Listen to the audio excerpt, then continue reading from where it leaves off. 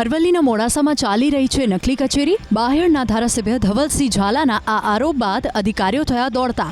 ધવલસિંહને મળી હતી જાણકારી કે મોડાસાના તિરુપતિ રાજ બંગલોમાં સિંચાઈ વિભાગની નકલી કચેરી ચાલી રહી છે। ધવલસિંહે આરોપ લગાવ્યો કે બંગલામાં ચાલતી નકલી કચેરીમાં અધિકારીઓની પણ સંડોવણી છે। ધવલસિંહના આરોપ બાદ સિંચાઈ વિભાગના અધિકારીઓ દોડતા થયા અને બંગલામાં તપાસ કરી। આજે તપાસ કરતા સ્થળ ઉપર પહોંચ્યો, મને 2 MB બુક મળી, થોડા પેપરો મળ્યા, એક તિજોરીની અંદર 6 થી 7 MB બુક કોરી મળી। બીજા ખાના અધિકારીના આવતા પછી મેં ખોલ્યા, જોયું તો અંદર 2 થી 3 ખાનાઓની અંદર ઓછામાં ઓછા 50 થી 60 સિક્કાઓ પડ્યા હશે, અલગ અલગ તાલુકાના એન્જિનિયરના સિક્કાઓ પડેલા।